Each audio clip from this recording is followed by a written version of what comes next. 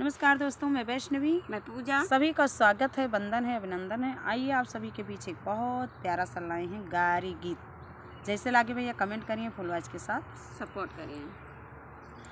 एक फूलवा फूलल कचनार राजा के बगिया में, एक फूलवा फूलल कचनार राजा के बगिया में, एक फूलवा फूलल कचनार राजा के बगिया में। अरे फूलवा तोड़न गई समधी कई बहिनी, फूलवा तोड़न गई समधी कई बहिनी, फूलवा तोड़ई चली समधी कई बहिनी, उनकई चुनरिया टक गई डारे राजा के बगिया में, उनकई चुनरिया टकी गई डारी राजा के बगिया में। अरे चुनरी छोड़ावई गए भैया कावन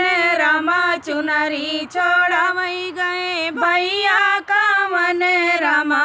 अरे मांगे ला चुम्मा उधार राजा के बगिया में, बताओ चुम्मा मांगे ला उधार राजा के बगिया में। एक फूलवा फूलल कचनार राजा के बगिया में, एक फूलवा फूलल कचनार राजा के बगिया में। फूलवा तोड़ना चली दुल्हा कई बहिनी, फूलवा तोड़ना चली दुल्हा कई बहिनी। अरे उनकई चुनरिया टकी गई डार राजा के बगिया में, उनकई चुनरिया टकी गई डारी राजा के बगिया में। एक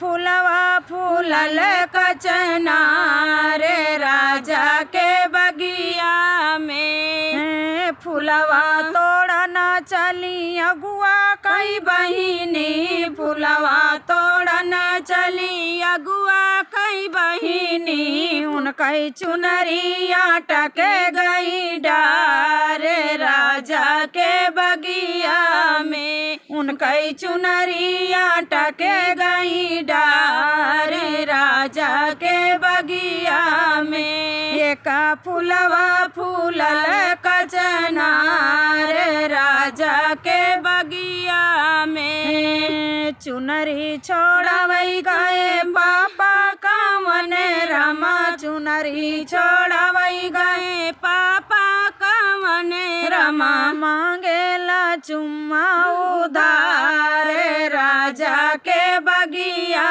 में, मारे मांगेला चुम्मा उधार राजा के बगिया में। यका फूलवा फूलल कचनार राजा के बगिया में। अरे फूलवा तोड़ना चली मुंशी कई बहिनी, फूलवा तोड़ना चली मुन्नी कई बहिनी। अरे तोड़न चली राम कुमार कई बहिनी, अरे उनकई टकी गई चुनरी टकी गई डार राजा के बगिया में, उनकई चुनरी टकी गई डार राजा के बगिया में। अरे चुनरी छोड़ावई गए भैया मुकेश रमा, चुनरी छोड़ावई गए भैया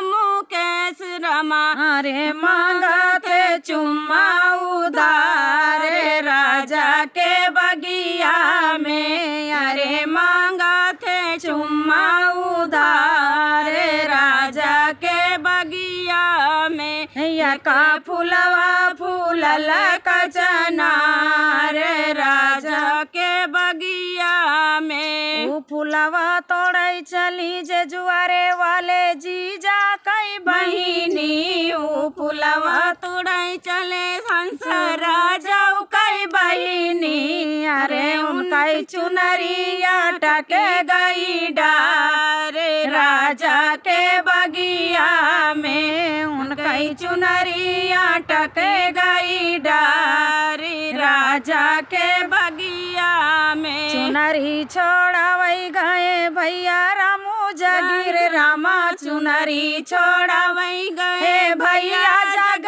राम रमाया रे, मांगा थे चुम्मा उधार राजा के बगिया में, अरे मांगा थे चुम्मा उधार राजा के बगिया में। यका फूलवा फूलाने का चनार राजा के बगिया में।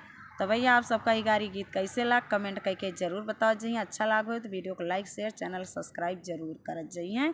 फिर मिलता है नेक्स्ट वीडियो के साथ, तब तक के लिए जय जय सिया राम।